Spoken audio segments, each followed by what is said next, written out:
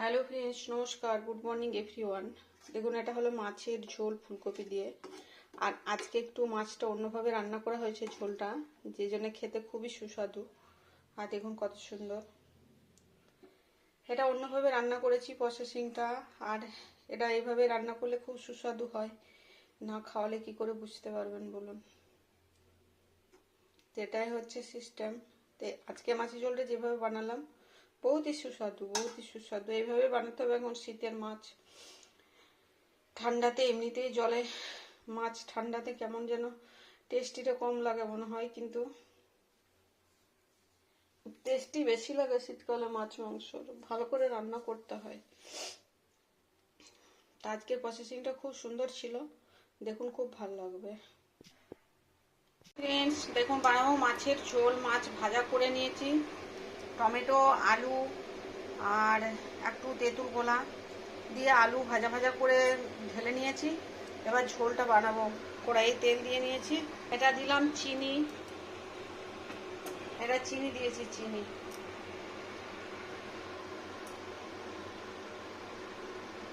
এটাই হবে মাছের ঝোল। চিনি মেল্ট হয়ে গেল। পেঁয়াজ, সরি,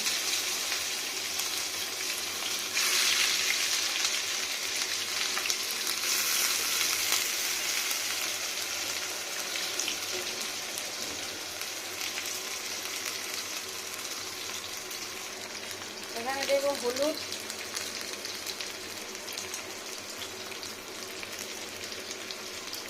এই ঝোলটা সব থেকে ভালো টেস্টি লাগে। হলুদ আর দিয়ে নেবো লবণ, এটা হচ্ছে লবণ।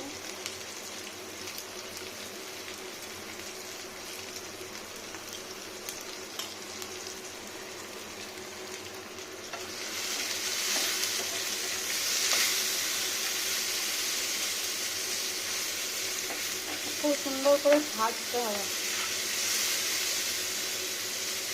আরে দেশি মাছ, ওই জন্য একটু তেঁতুল দিয়েছি। দেখুন, এখানে দিয়ে নেবো আদা বাটা, মানে থেতো করা আদা। পেঁয়াজটা ভাজা ভাজা হয়ে যাচ্ছে, একটু ভালো করে ভাজতে হবে। টেম্পারেচারটা একটু স্লো রাখি। আর দিয়ে নেবো রসুন বাটা, এটা হচ্ছে রসুন, কম কমই লাগবে।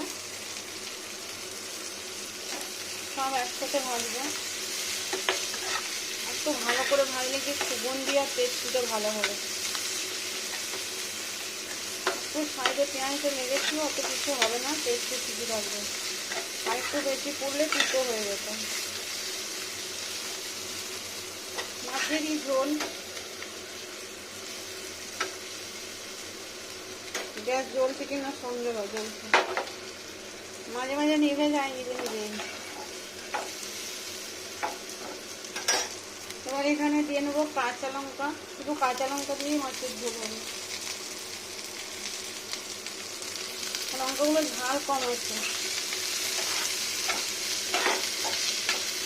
খুব সুন্দর করে ঝিঙে আছে, খুব সুন্দর করে ভাজতে হবে। এখন ফুল টেম্পারেচার দিলাম, ভালো করে না ভাজা গেলে সুগন্ধি আসবে না।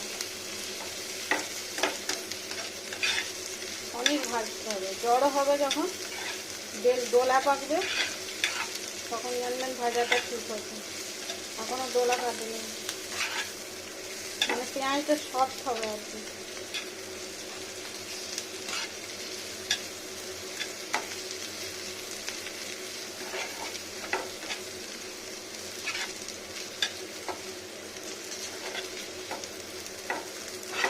খুব সুন্দর করে ভাজতে হবে।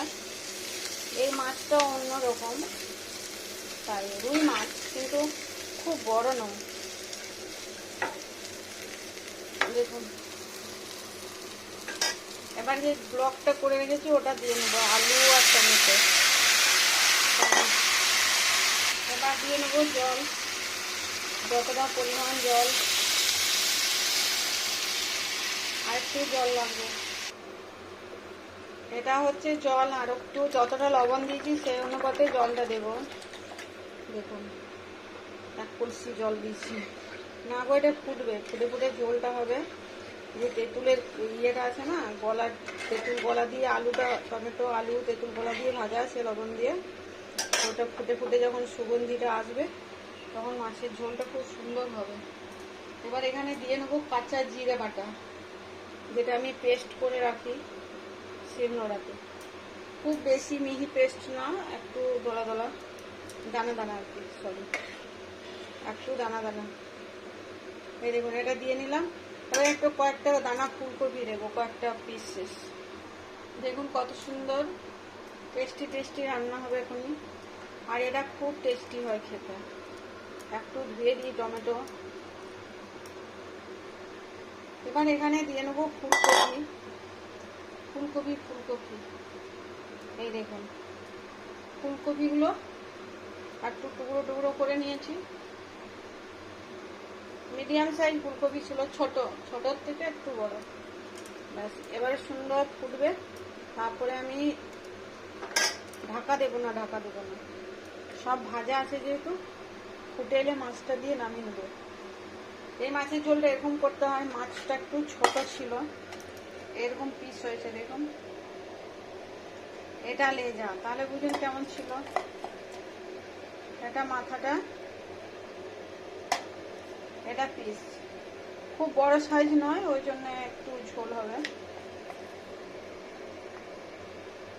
খেয়েছে পিস, ভাজা তো যাবেই, আর 2 পিস যায়, খেয়ে নেয় কি ভাজা। এটা দিয়ে ঝোলটা বানাবো।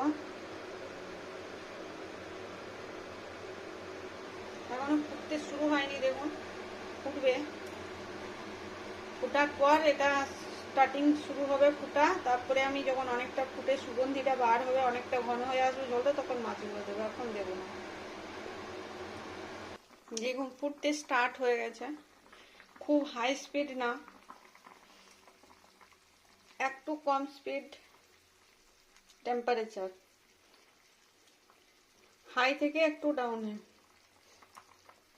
খুব সুন্দর স্মেল হবে আর খুব সুন্দর টেস্টি হয় এরকম মাছের ঝোলটা বানালে। একটু তেঁতুল গোলা দিয়ে আলুটা ভেজে নিতে হয়। ও মাছের মাথার একটা নিয়েছিলাম আমি বাঁধাকপি রান্না করতে, বাঁধাকপি রান্না করেছি মাছের মাথা আর তেলটা দিয়ে। মাছের তেল ছিল, পটকা ছিল, এটা দিয়ে। এটা বাঁধাকপি ভেজ, এটাও খেতে খুব সুস্বাদু হয়েছে, ভাজা ভাজা, খুব সুন্দর।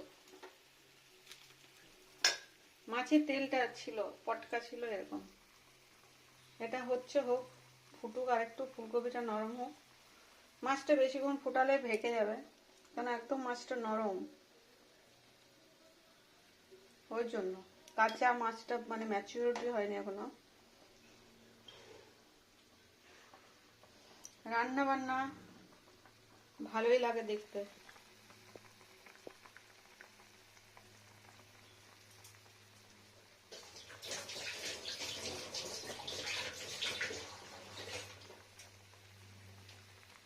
হাত মোছা আর হাত ধোয়া, এটাই হচ্ছে আজকে সব থেকে বড় সমস্যা। দেখুন কত সুন্দর ফুটছে, ফুটে ঘন হয়ে আসবে ঝোলটা। ফুলকপি ডান্ডিটা শক্ত হবে, তারপরে আমি মাছটা দেবো, কেননা এই মাছটা না একটু সফট বটে, নরম নরম। মানে এই মাছটা আরো বড় হতো, তার আগেই তুলে নিয়েছে পুকুর থেকে। যাই হোক, ফুটছে ফুটুক। দেখুন এবার মাছগুলো দিয়ে দেবো না।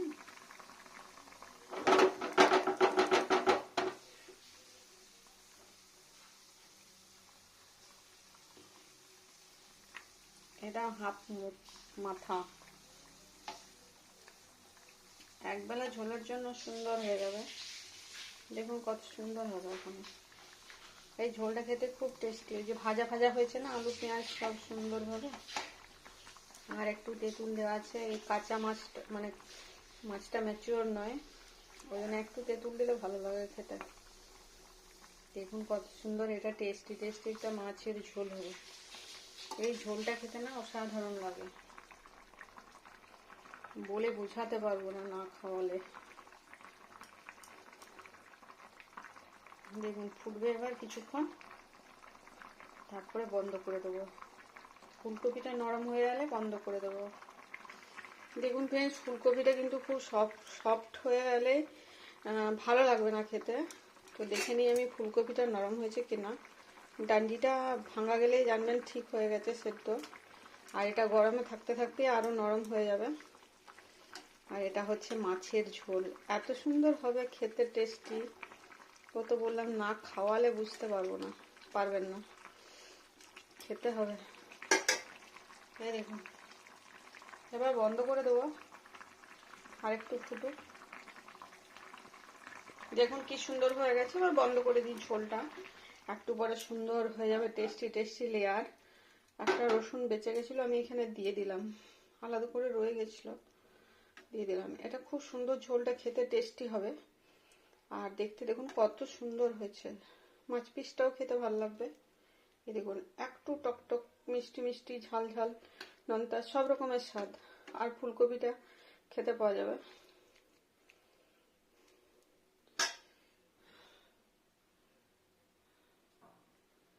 দেখুন ফ্রেন্ডস, কত সুন্দর না হয়েছে ঝোলটা। আর এটা দেখতে খেতে দুটোই সুন্দর। আর ঘলা হয়েছে, কিন্তু মনে হবে পাতলা হয়েছে, কিন্তু পাতলা না। এটা দুবেলা খাওয়া যাবে। আর সে খেতে দেখতে দুটোই সুন্দর। এটা আলু ভাজা। আর এটা হলো মাছের ঝোল। গরম ভাতে এটা সুন্দর খাওয়ার জন্য। শীতকাল এখন, একটু পুরু ঘন দুইই হয়েছে, ঝোলা।